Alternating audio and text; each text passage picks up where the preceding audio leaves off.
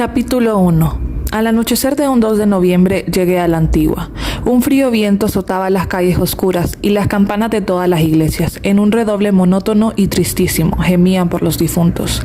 El aspecto fantástico de la ciudad en la sombra y el silencio, su vago olor a cipres, las quejas de los bronces y de las brisas, aún más que sus extrañas leyendas, me impresionaron profundamente. Penetré al hotel dominado por una fúnebre emoción. Al mirar sus anchos corredores, en que parpadeaban algunas luces amarillas, evoqué un viejo monasterio castellano que conocí hace poco tiempo, en una de mis excursiones a Toledo. Mientras me conducían a mi cuarto, agolpáronse en mi memoria imprecisos recuerdos de mi permanencia en España, sus catedrales, sus conventos, sus históricos palacios de piedra, sus castillos, toda la romántica tristeza de su pasado, en el que se destaca el enorme Escorial, maravilloso monumento de granito que asombra al viajero y en cuyo interior se siente una indefinible impresión de asombro y de espanto, una aguda angustia de espíritu, un hálito mortuorio. Capítulo 2. Vagué durante 15 días sin rumbo fijo, embriagándome de aire y de luz y de añoranzas entre las ruinas, que millares de curiosos de todos los países han profanado con sus frívolas sorpresas y con sus juicios mediocres. Uno que otro peregrino de imaginación y talento miró estos escombros con los ojos del espíritu y dio a cada pedrusco y a cada frase pretérita su arcano e inmueble valor. Sucede con estas reliquias del ayer, lo que con las piedras preciosas. Todos las admiran por su notorio mérito, pero conocen muy poco su secreto encanto. Estas ruinas tienen un alma profunda y viven una vida misteriosa. Ráfagas y dolores de los siglos duermen en sus poros inmóviles, y todo en ellas hace soñar y sufrir. Arcos pétreos que truncó el destino en una hora de catástrofes. Rotas cúpulas por entre cuyas anchas grietas se mira el cielo azul. Arabescos de los palacios, paredes oscuras de las celdas, bocas de sombra de las húmedas galerías subterráneas. Tenéis un espíritu ignoto, estáis poblados de fantasmas. En las horas del silencio, cuando los antigüeños del presente reposan sin recordar el pasado, en las tétricas noches sin luna, surgen de los escombros voces y figuras que la historia empieza a olvidar y se agitan por la dormida ciudad en una rápida existencia ilusoria. Van y vienen como en los tiempos en que sufrieron y amaron suburbios. Las calles se llenan con las compactas multitudes del antaño. Hay fiestas alegres en los salones y pomposas ceremonias en las iglesias, y toda la vieja metrópoli recobra su extraordinario esplendor. Pero sus cantos y sonoros estruendos y la voz de sus penas y pasiones no llegan a los oídos de los vivos que duermen, sino como algún remoto rumor que ellos juzgan murmullos de los vientos entre los cipresales. Y cuando las estrellas palidecen en el sombrío cielo, todo vuelve a recobrar su natural aspecto de prosaico existir.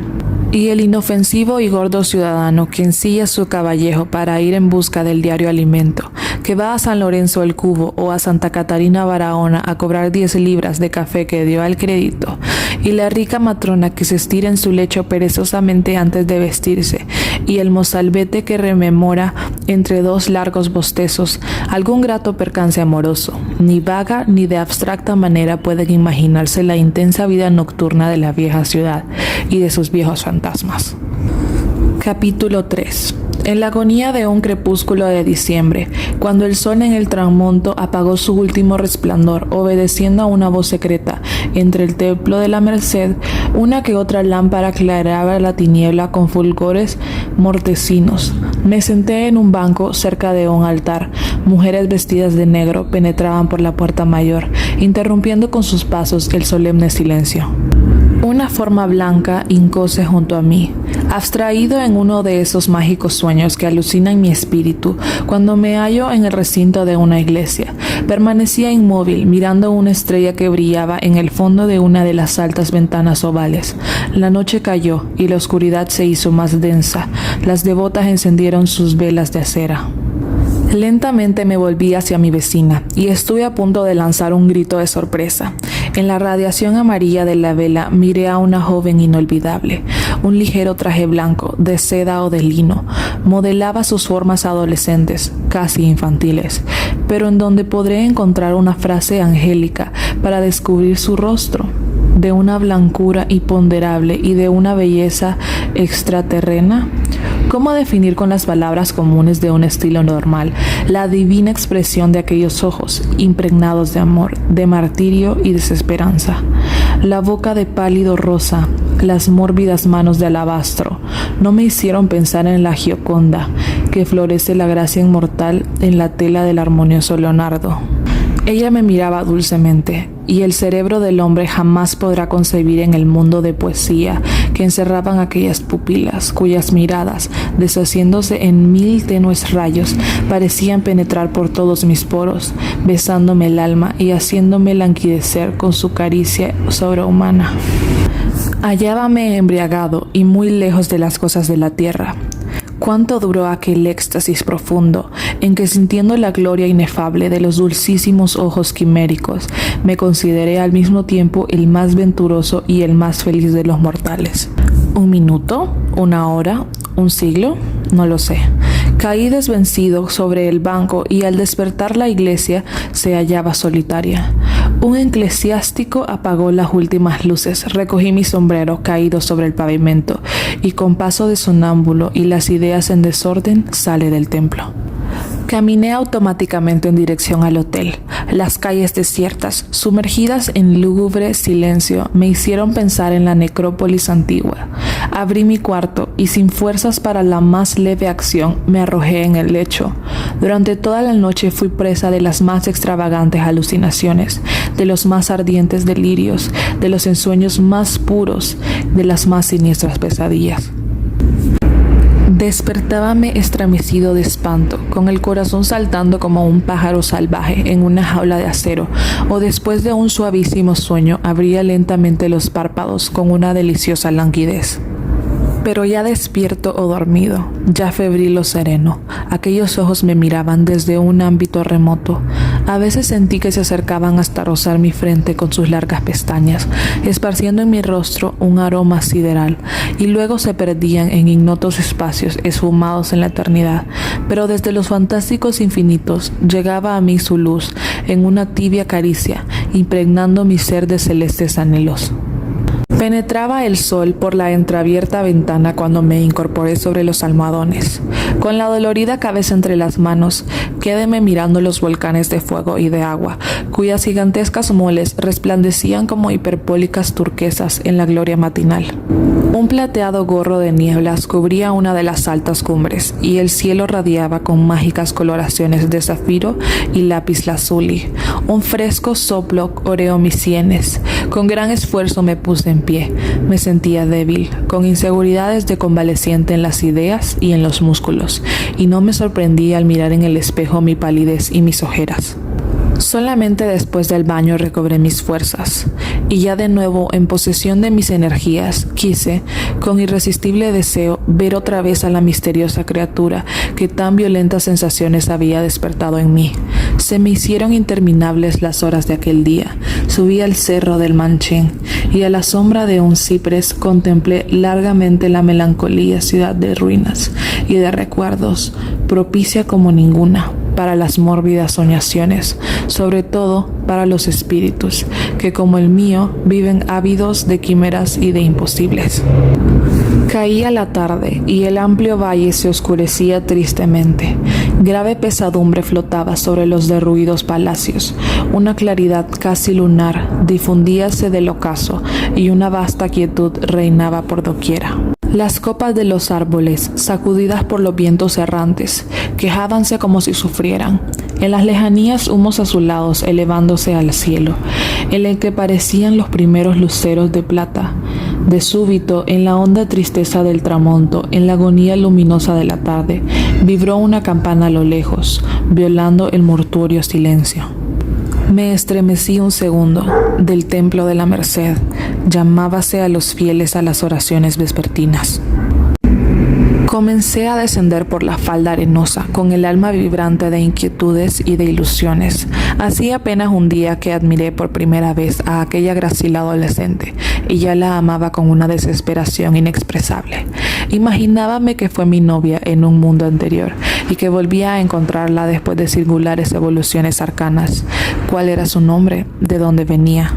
Extravagantes conjeturas asediábanme acerca de su carácter, de su espíritu, de su inteligencia, y diversos proyectos surgían en mi cabeza sobre nuestros destinos. Sí, ¿por qué no? Me casaría con ella. La caduca metrópoli oiría nuestras risas y cogidos del brazo vagaríamos por sus callejuelas, interrumpiendo con nuestra juvenil felicidad la tristeza del fúnebre ambiente.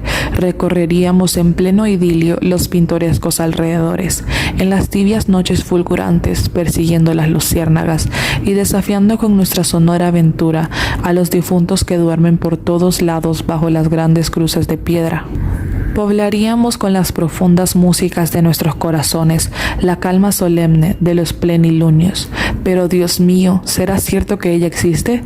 ¿Difundiría la tierra su leve gracia? ¿O será nomás una seráfica visión nocturna, un fugitivo ensueño de mis sueños? Al hacerme estas preguntas, negras brumas apagaban mi luz interior y una angustia sin nombre me cortaba el aliento.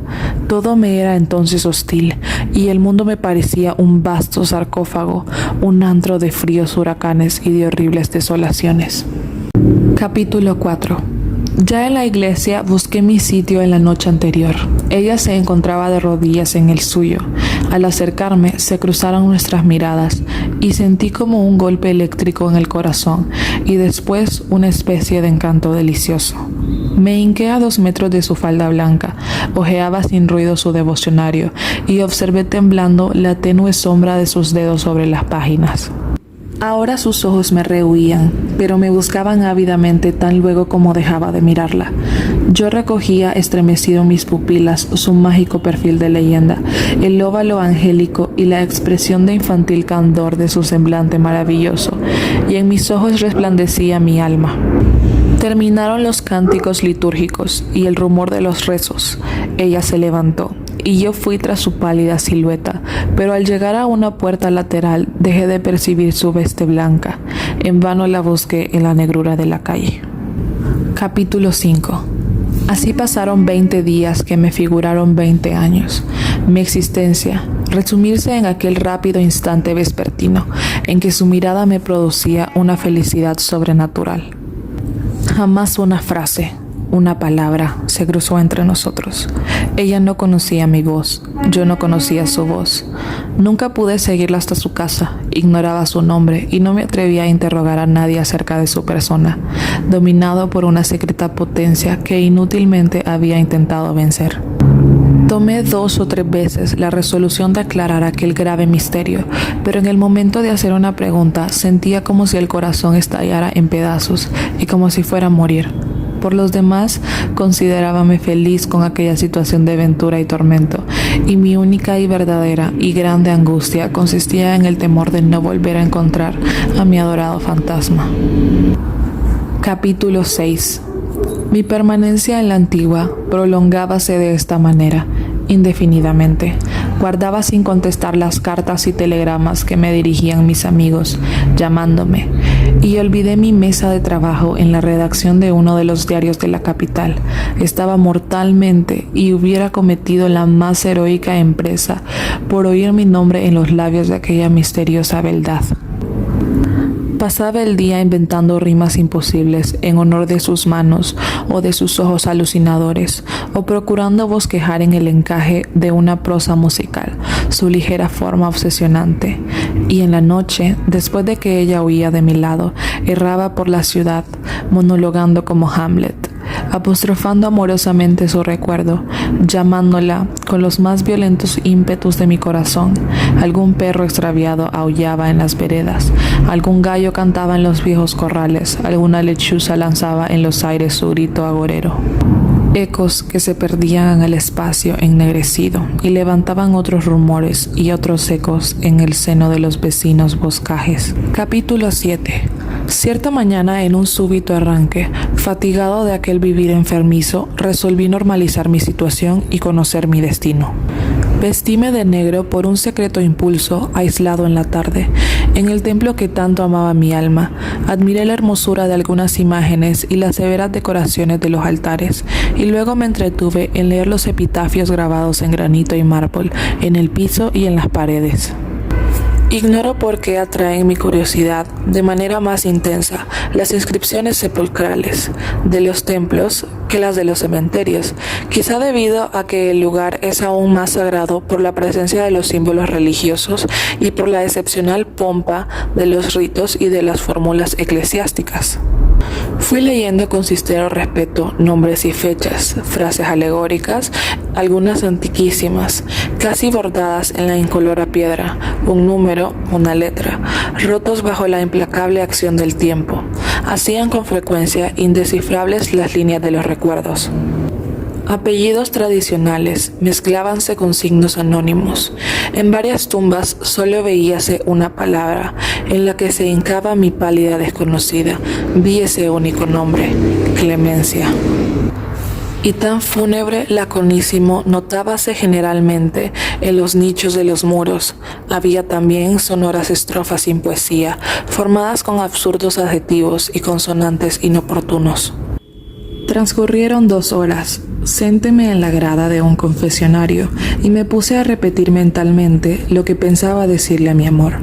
Las frases encendidas de mundana pasión atropellábanse en mi cabeza con los vocablos más tiernamente humildes y respetuosos.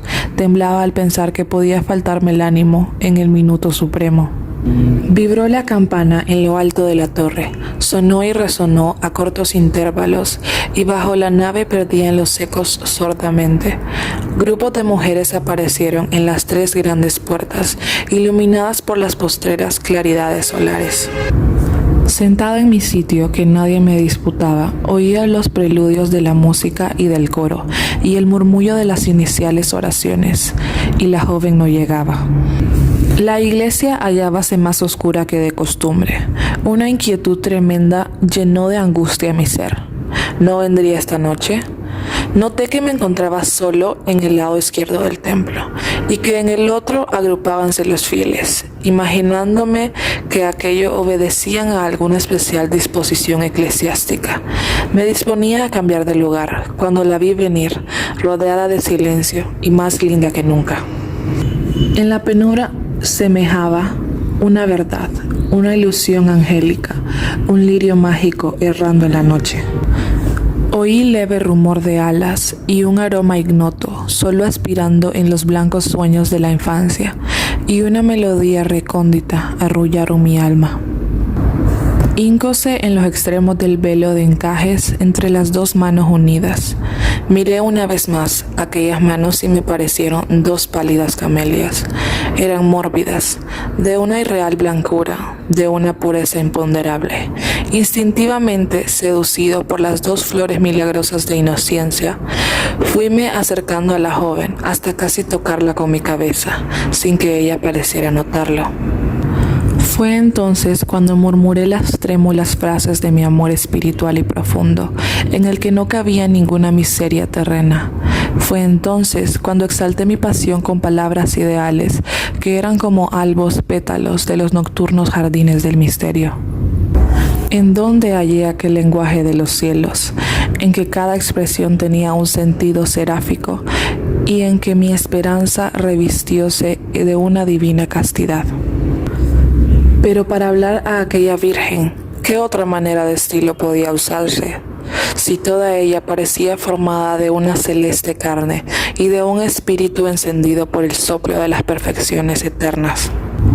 Desbordóse mi ser dulcemente, y todo lo que había en mí de bueno y de grande salió de mi boca en frases tenues, lentas y hondas, como largos suspiros que iban a morir a sus pies. De mis más recónditos interiores volaron mis sueños más puros en busca de su alma. Mis más radiantes visiones de poesía y de amor la acariciaban intensamente con sus perfumes y con sus músicas. Hablé así durante mucho tiempo. Ella permanecía inmóvil, con la graciosa cabeza inclinada sobre el libro de oraciones. Solo cuando se extinguieron mis palabras, pero ¿yo he hablado o únicamente mi espíritu se comunicó con su espíritu? Y las frases que yo creía decirle resonaban nada más que en mi interior, en mi alma y en su alma. No lo sé, no lo sabré jamás. Cuando se extinguieron mis palabras, volvió su rostro hacia mí, y un escalofrío me azotó un segundo, un escalofrío de amor y de dolor, un estremecimiento de indecible admiración. Porque nada de lo que existe en este miserable planeta puede dar siquiera vaga idea del íntimo encanto y de la triunfal hermosura de aquel rostro. Fijó en mis ojos sus grandes ojos semejantes a dos pálidas violetas, o a dos resplandecientes amatistas, impregnados de una ternura suprema, en que se resumían todas las profundas ternuras de la vida, y que buscaban mi alma, aún más allá de la vida. Después se llenaron de lágrimas que cayeron lentamente, lentas y extrañas en el silencio, sobre sus dedos enlazados. Sentí un imperioso deseo de beber aquellas lágrimas, de estrechar sobre mi corazón las dos manos divinas, y me aproximé aún más. Ella púsose entonces de pie y se dirigió a la puerta mayor, con paso tan leve que no resonaba sobre las baldosas. La seguí por la oscura calle. Guiando por su blanca veste, pasamos bajo el arco de Santa Catarina sin encontrar a nadie. El cielo parecía de negro terciopelo. Paróse en una esquina, frente a un Cristo iluminado por un pequeño farol de gas. Creí que me esperaba a mí, y mi corazón dio un salto, pero luego continuó caminando. Triste y fatigado me detuve, comprendiendo que rehuía mi presencia, pero ella también se detuvo, a una corta distancia. Uno de otro, erramos durante algunos minutos, atravesamos plazas y callejuelas, por entre ruinas y solares solitarios. El viento aullaba sobre la ciudad y un frío glacial helaba mis venas. Sonó un reloj en la distancia. ¿Qué hora sería? ¿Las 12? ¿Quién sabe? Ya no me daba cuenta ni del tiempo ni de la vida, ignorando qué hacía y en dónde me hallaba. ¿Iba tras una mujer o tras un sueño? ¿Cuándo detendrá ella su carrera? Quizá nunca. Mas he aquí que de pronto, cerca de la Cruz del Milagro, la fugitiva introdújose en un viejo portón, cuya pesada hoja cerróse al punto. Pertenecía a una vieja casa de piedra. Empujé la gruesa madera inútilmente, pues apenas lanzó un agudo chirrido que se dilató como un lamento lúgubre en el callejón penumbroso. Obstinado y febril, rondé por los alrededores, acariciando imposibles esperanzas. Recósteme privado de toda voluntad, moribundo de pena y desolación, sobre la ventana única de la misteriosa casa. Ni un ligero resplandor por las rendillas, ni el más leve ruido prescribía dentro. Nada, solamente al retirarme, ya próximas las primeras luces del amanecer, parecióme oír del fondo de las tenebrosas habitaciones un suave sollozo. ¿Un sollozo? Quizás fue el viento, que, como un gran perro fantástico, aullaba tristemente en el frío silencio de la noche. Capítulo 8. Pasó un mes. La alteración de mis costumbres y la constante inquietud de mi pensamiento desequilibraron mi organismo. Grave atonía entorpeció mis músculos. Permanecí mucho tiempo casi inmóvil. Después, friolento y vagabundo, erraba por los amplios corredores del Manchén o recostado en una cómoda butaca de cuero, con los ojos fijos en el firmamento. Seguía el viaje voluble de las nubes a través de los azules infinitos. Dormía horas y horas sin moverme, con un torpe sueño profundo.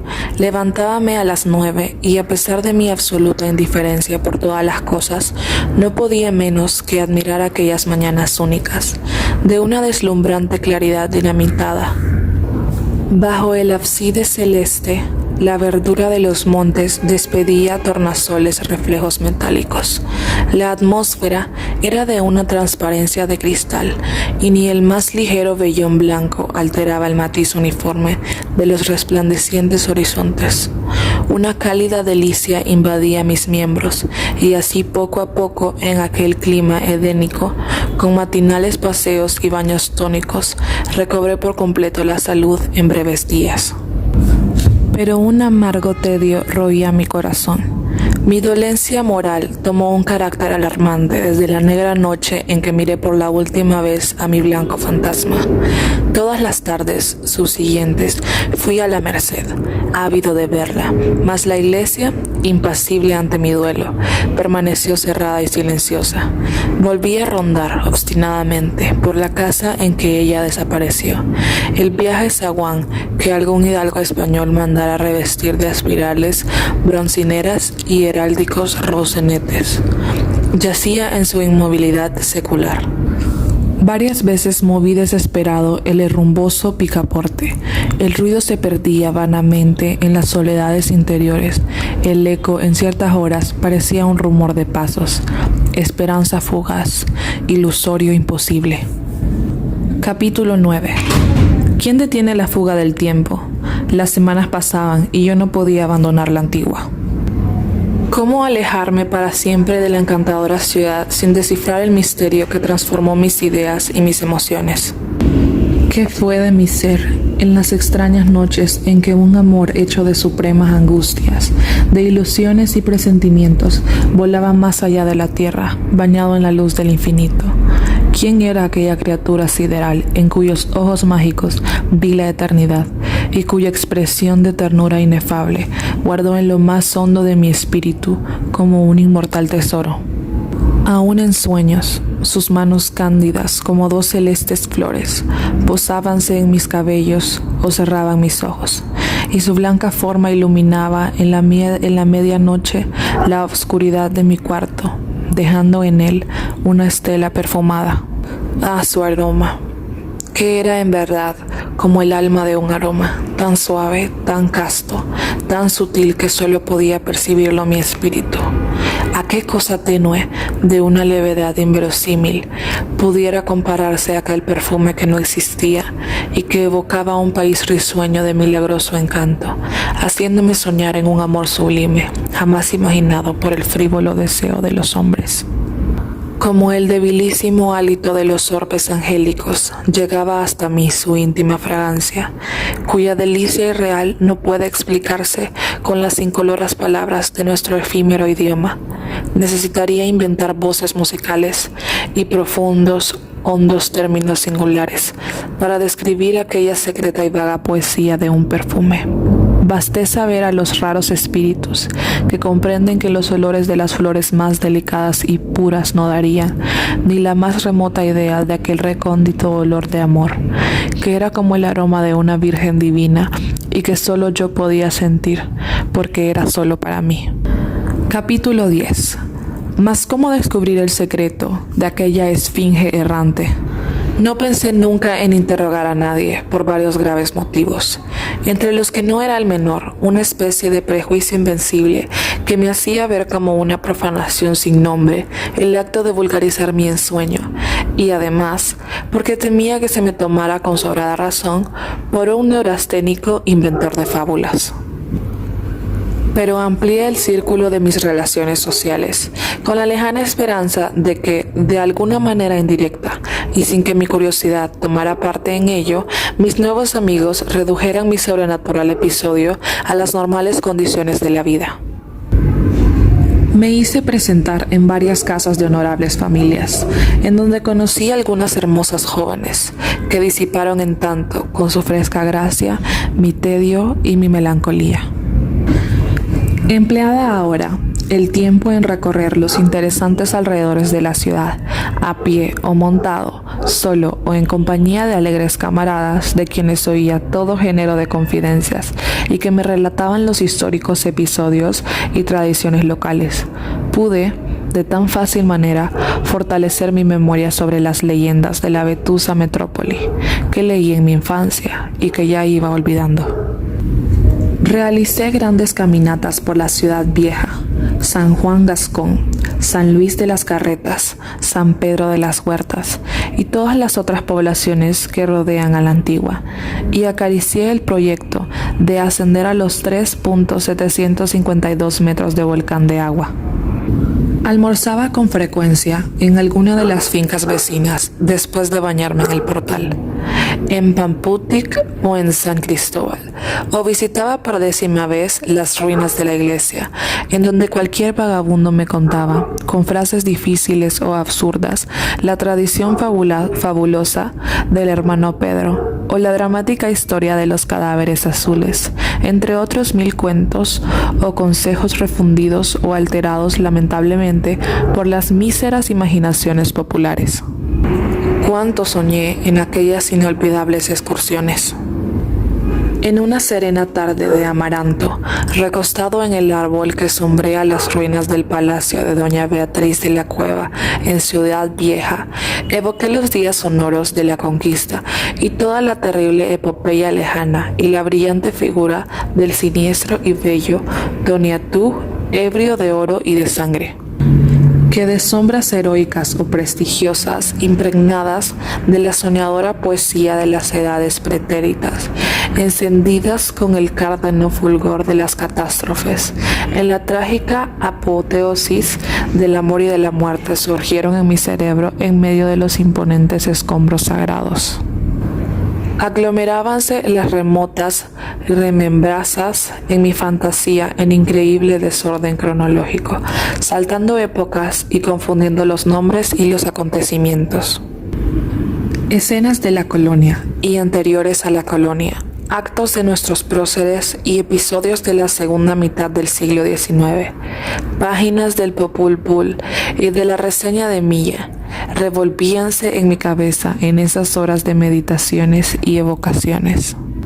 Oía a lo lejos el triste son de las chirimías y atabales, y recordé la pomposa procesión del 22 de noviembre en el Paseo de Santa Cecilia, formada por linajudos personajes y flamantes cuerpos militares. Veía los gallardos penachos y los paramentos de oro en los corceles montados por los gentiles dragones provinciales, y el gráfico espectáculo de las corridas de toros, en que las bellas damas lucían sus mantillas blancas y sus claveles rojos. Lamentaba que la hija de la princesa Luisa, la encantadora doña Leonor, en cuya sangre mezclábase la osadía del hispano con la fuerte gracia del indio, no tuviera el intenso encanto de fábula con que aparece en la novela de Salomé Gil, y que en vez de llorar eternamente al hermoso y arrogante don Pedro de Portocarrero, se casara, como cualquiera rica hembra o humilde mozuela del suburbio, con el entenco don Francisco de la Cueva, licenciado y mediocre. Eran de graciosa opostura doña Inés y doña Anica, medio hermanas de doña Leonor, y que parecieron en la inundación de 1541. ¿A cuál de estas hijas amaba más el fiero adelantado?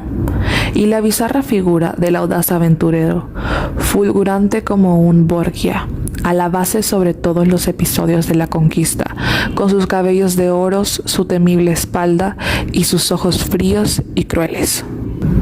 Parado sobre un arco trunco de la antigua catedral, o en el campanario de San Francisco, o sobre los majestuosos escombros del Templo de la Concepción, cuántas veces mi fantasía, con el pavor del águila en la tormenta, no revoló hacia el remoto pasado, pleno de recuerdos caballerescos y de actos sangrientos y brutales, el horrible martirio de los indígenas, las tribus arrasadas por las impecables bordas de los indígenas, las tribus arrasadas por las implacables bordas castellanas, el flamear de las banderas y el ruido de los tambores, el volcán homicida arrojando de sus senos sus líquidas trombas oceánicas entre pavorosos estruendos, las eternas intrigas del amor en la real corte de don Pedro. Todo lo desafiaba ante mi espíritu, absorto en las grandiosas evocaciones del antaño. ¡Cuánta gloria! Todo yace en taciturnas ruinas.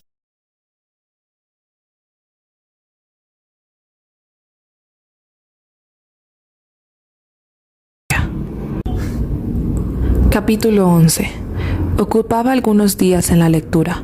Volví a meditar en el destino de las razas, recorriendo una vez más el libro sagrado de los quiches, el célebre Popol Vuh, cuyas páginas seductoras encantaron a muchas tardes azules de mi infancia.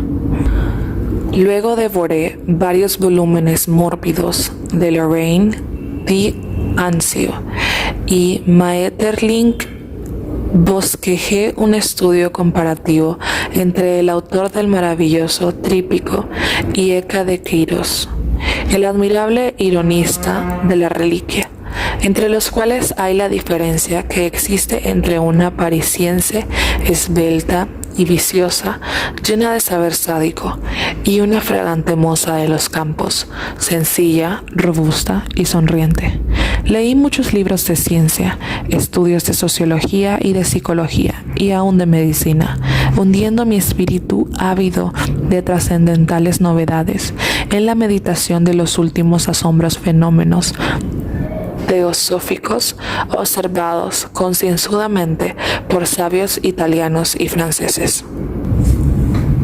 Y entonces fue cuando, para no volver a caer en la peligrosa sugestión de mi adormecida quimera, abandoné la lectura nocturna y dediqué mis horas después de la cena a visitar a mis amigas. Recorrí todas las noches en agradable rotación las casas en que se me demostraba mayor simpatía. La de la señora B era sin duda la de mi predilección. 3 seductoras muchachas dábanle extraordinario encanto. Pronto me acostumbré a llegar a ella diariamente, seducido por el afectuoso interés que me demostraban, sobre todo Berta. La de la boca clavel era la más simpática y la más joven. De modo que a ella me uní con mayor confianza y en breve tiempo me entregó ingenuamente su corazón, que era como un pajarito que jamás había volado. Pasábamos las veladas familiarmente. La señora leía, Julia y Luisa tocaban en el piano o dibujaban, mientras Berta bordaba y yo a su lado permanecía silencioso. En ocasiones generalizaban nuestras pláticas, girando sobre todo género de asuntos. Una noche, al retirarme, me encontré un momento solo con Berta. Habíase levantado del sillón y nos hallábamos uno frente al otro. Sin pensarlo apenas, nos abrazamos, impelidos por un momento unánime, y yo oprimí dulcemente con mis labios el rojo clavel de su boca. Pero al instante, ella palideció, estremeciéndose como si fuera a morir, y sus ojos se encontraron con los míos. Retrocedí 2 pasos, todo trémulo, lanzando un suspiro, y en silencio tendí las manos a las otras jóvenes que entraban de nuevo al salón para despedirse. Ya acostado, libre de aquella súbita sorpresa, no pude menos que reírme de mi enfermiza sensibilidad, que me hiciera hallar una lejana semejanza entre la expresión de las pupilas de Berta cuando desfallecía en mis brazos y las de los ojos de mi dulce imposible. Ahora solo recordaba el íntimo placer de aquel beso delicioso, el sabor de flor de aquella boca purísima que yo había violado. Pero en verdad, ¿amaba yo a Berta?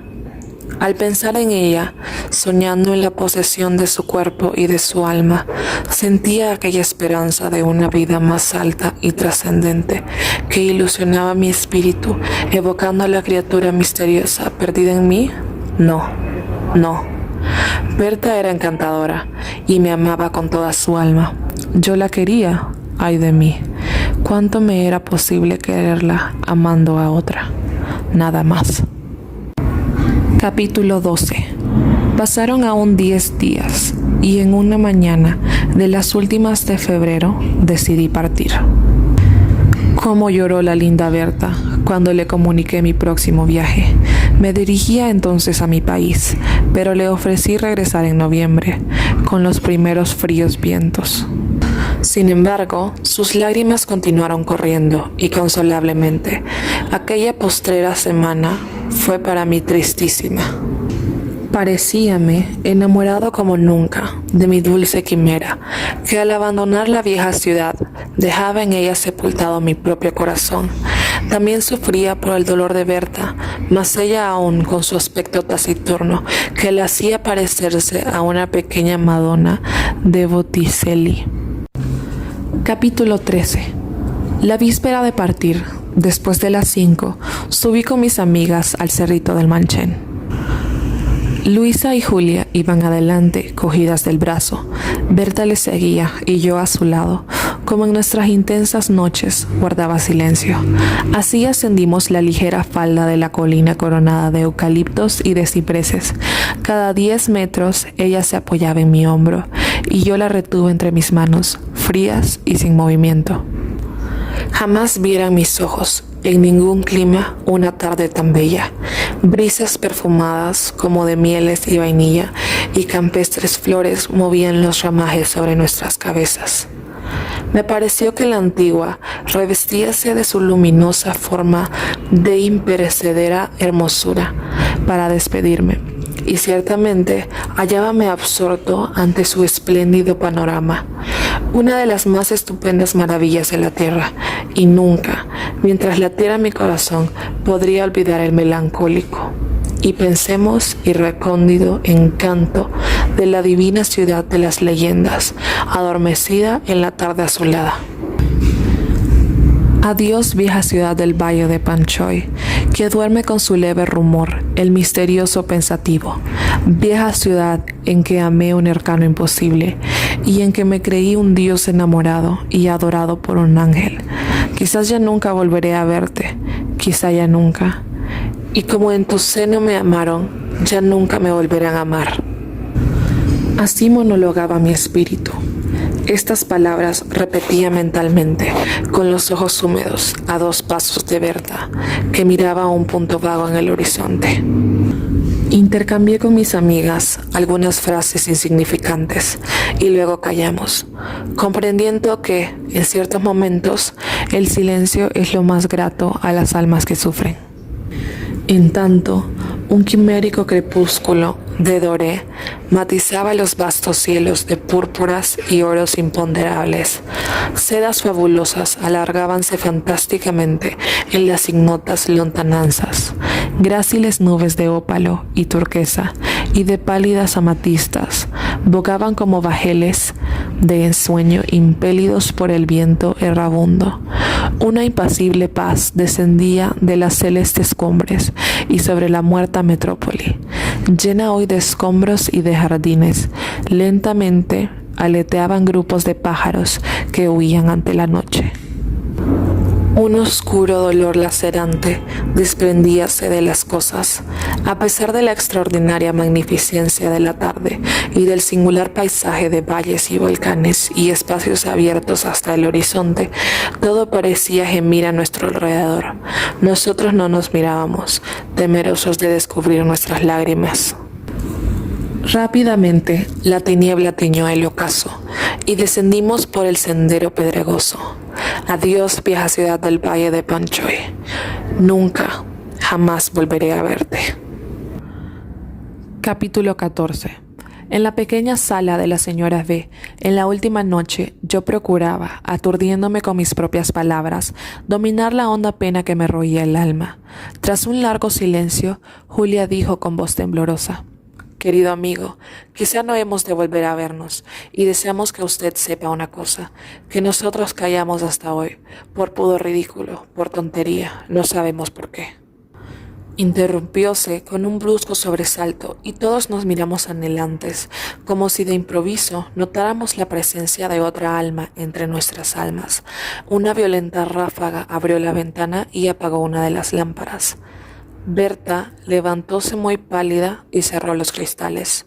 Toda trémula, Julia continuó: Habríamos deseado hacerle esta íntima confidencia en nuestra antigua casa de la Cruz del Milagro, que abandonamos hace mucho tiempo, pero no se pudo, sepa usted, pues que tuvimos otra hermana, la más pequeña.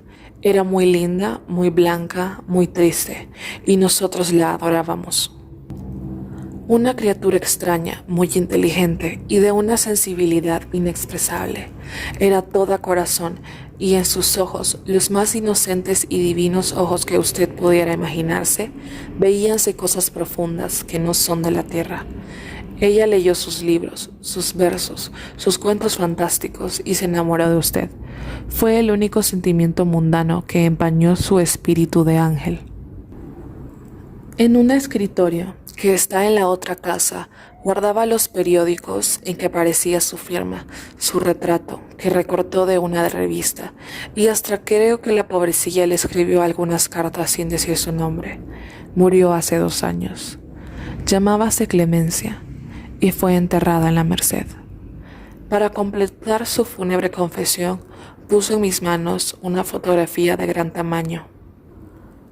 Y en un estado de alma próximo a la locura o a la muerte, con el rostro húmedo de cálidas lágrimas, vi en el fondo del negro cartón a mi idolatrado fantasma blanco, a mi novia angélica, a mi divino imposible, cuyo espíritu ha de unirse un día con mi espíritu en la ignota región de la paz inefable, más allá de los mágicos orbes y de las maravillosas constelaciones.